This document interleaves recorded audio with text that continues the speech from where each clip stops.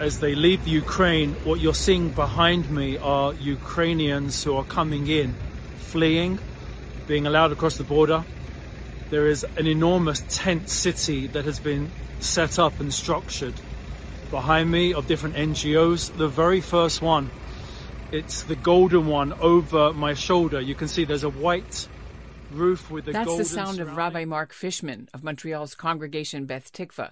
He was standing at the Polish border with Ukraine on Tuesday, visiting a rescue tent run by Israeli relief workers, while streams of Ukrainian refugees crossed the border into Poland, fleeing the Russian invasion of their country. Fishman and two other rabbis from Montreal, Rabbi Adam Shire from the Shar Shemayim and Reuben Poukpo from Beth Israel Beth Aaron, made a whirlwind fact-finding trip to Poland this week to see for themselves the humanitarian situation on the ground. They distributed money. They also brought suitcases full of warm winter clothes, which they'd brought with them from Canada. The three rabbis landed in Warsaw on Monday, and they made their way east, stopping at Polish hostels and train stations and even at Jewish buildings full of traumatized and exhausted newcomers, mostly Ukrainian women and children, and even some Jews. The rabbis know their trip can't solve the growing humanitarian crisis or stop the war, but they say they had to go and do something. There are two basic reasons to go. One, to bear witness, to become an informed advocate, and the other was just to provide whatever assistance we could. And thankfully, we were given the opportunity to help some people. I think we are not naive. This was less than a drop in the ocean. I'm Ellen Basner, and this is what Jewish Canada sounds like for Thursday, March the 10th, 2022. Welcome to the CJN Daily, sponsored by Metropia.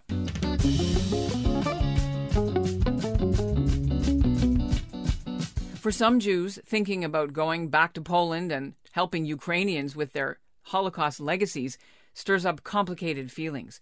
But the rabbis say they've discovered Jews need to put their memories of the past aside and help, and they are. We caught up with two of the rabbis Wednesday, just minutes before they were to board their flight back home to Montreal. Rabbi Shire is staying a few days longer, doing volunteer work. He's there with one of his daughters. Our airport interview is coming up, but first, here's what's making news elsewhere in Canada right now. I'm Dara Solomon in Toronto, and this is what Jewish Canada sounds like. Yesterday, we told you that Wednesday was a milestone birthday for former Hamilton Rabbi Bernard Baskin. He turned 102. We didn't realize Wednesday was also a big birthday for another Canadian rabbi. Rabbi Irwin Shield of Toronto's Adath Israel Synagogue also turned 102 on Wednesday. He's a Holocaust survivor, a rabbi emeritus, and his congregation put together an online 62-page book full of special messages and virtual wishes from his fans. Anybody else out there turning 102 who's a rabbi? Let us know. And joining me now from the gate at the Warsaw Airport in Poland are Rabbis Reuben Poukpo and Mark Fishman. So you're about to head back, rabbis, to Canada after a whirlwind fact-finding tour. First of all, you also had a busy day today. Tell us what you saw today. Well, today we went to a center in Lublin where there are refugees gathering. It's actually a Jewish building, the old rabbinical seminary of Lublin, Yeshivat Chachmei Lublin, which has been turned into a welcoming point. We also saw there the Minister for Diaspora Affairs, who was here in Poland from Israel, Nachman Shai, was there, also providing aid. I have to tell you, and I read with Rabbi Fishman and Rabbi Shai yesterday, what we saw at the border that's taking place there on behalf of the state of Israel is remarkable. What they are doing on the ground, no one else has been able to do. And to see the Israeli flag there and to see the emissaries of the state of Israel on the ground, it's remarkable because they're not there for the Jewish community, members of the community that are leaving Ukraine. They're there for everybody, and every Jew should be proud. Rabbi Fishman, you actually were doing your news correspondent, video there right at the tent. You said that it was incredible to see. Tell us what it looked like when you went in there, actually inside the tent. So the first thing that you see are women and children. There's very few men who are by foot walking across the border, and all that they are carrying with them is a backpack and very little else. And when you look into their faces, their eyes are full of fear and hopelessness. I can't imagine what it must feel like to pick up a singular tiny bag and leave one's home. The security and comfort of one's bed, of one's house, and walk over to a different country. And the first thing, as my colleague Rabbi Poukpo just pointed out, the first thing they were greeted by was the state of Israel. Now, it was a small tent. It was a tiny tent, and it was cold. But the first thing that a refugee fleeing for their lives from the Ukraine is greeted by is the state of Israel. Inside the tent, it is full of medicines.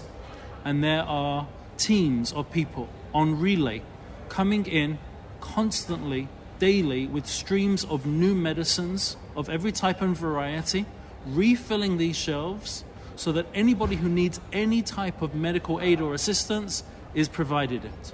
You are rabbis. You obviously went. Did you wear your kippahs? They knew you were Jewish. Did you experience any anti-Semitism or any funny looks or what have you? No, but I will tell you, though, is when the Jewish refugees see us there, when they see Hatzalah, again, the overwhelming majority of the refugees are, of course, not Jewish, but those who are, who see the Israeli flag, who see us wearing a kippah, and they come over to us, pointing to themselves and going, Shloima, Shloima, meaning I'm a Jew, is really a host of very unforgettable encounters. And thankfully, we were able to help a little bit. Why did you go? What purpose is such a lightning trip to go? I'd love to hear it from you. When we made the decision on the spur of the moment, just days before we took the plane, we did not realize the scope. And even today, the magnitude of this is still unfolding. We could be dealing with something in a month from now, in a year from now, where we will look back and say this was the origin of this catastrophe. So the first thing we have to realize is to be a little humble. This is an ongoing humanitarian crisis. Number two, we went not because we were going to solve the problem or make a dent in this problem, but because a singular human being is worthy of an entire world. And to make one difference to one person is to save an entire world. That's why we went. You saw children sleeping in a train station, Rabbi Fishman, and you gave them balloons. It's heartbreaking. You know, when I said goodbye to my children, the youngest of whom is 4 years old, I had a conversation with her and I said, "But Sheva, why am I going?" And we had spoken about it earlier in the day, and her answer was, "Because of the Jewish people." And that was on her level, as a 4-year-old, her level of understanding. And I said, I'm going to help the Jewish people. So when I walked into a train station of children, some infants, and there were even newborns, I immediately thought of my 4-year-old daughter and my other children. And it is a jarring, shocking, harrowing moment, because you immediately put yourself into that reality of there by the grace of God go I. If I can just add something which is so powerfully a footnote to that comment, is really the Jewish principle found in the Torah of not hating an Egyptian. If there would be any nation that the Jewish people would naturally harbor resentment and animosity towards, it would be the Egyptians. And the reason given, because you were strangers in the land of Egypt. Notwithstanding the brutality that we suffered at their hands, we were residents in their land. And I am struck by the fact that, yes, the brutality, and sometimes murderously so, that the Jewish community has suffered in Ukraine and in Poland. And yet it is the Jewish people, whether represented by on-the-ground aid organizations or extensions of Israeli NGOs, it is an incredible irony that can give hope in this darkness, that it is us who have suffered so much persecution who are at the forefront of giving help and assistance. So what are you going to do when you get back home now? What's the next steps for the two of you? What we plan on doing when we get home is talking about this and encouraging our communities and encouraging our organizations to do whatever they can. And also, very important, what we did is not spectacular or heroic. It's very easy to do. You go to the airport, you fly. You know, it's very easy to hook up with the aid organizations to help out for a day, a week, a month. And if there's medical professionals in Canada who want to come and help, there's certainly a desperate need for medical professionals. In other words, we're going back to encourage members of our community to step up, to do what they can, even to take the trip. and to go see for themselves and to help, it would be a wonderful thing. So we're encouraging greater involvement in the cause. And that's what Jewish Canada sounds like for this episode of the CJN Daily, sponsored by Metropia. Integrity, community, quality, and customer care. Today's listener shout-out goes to Ron Diamond of Montreal. He wrote in to remind me that our podcast about the first bat mitzvah in North America should have mentioned the actual name of the rabbi whose daughter had the first one in 1922. It was, of course, Rabbi Mordechai Kaplan, who was the founder of Reconstructionist Judaism.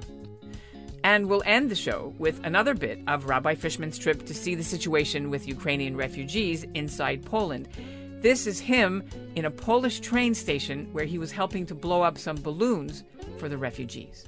I'm here with some newfound friends as we're blowing up some balloons, and in what is a very difficult, challenging situation. Amazingly, we've been able to put some smiles on some children's faces.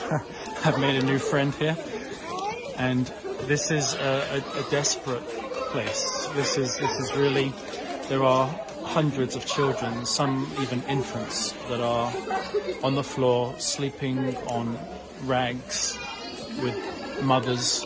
There's very few men in this entire place. And this is the train station on the Ukrainian border on the Polish side, where hundreds of children and mothers have fled. And we're trying to put a little bit of cheer onto some children's faces.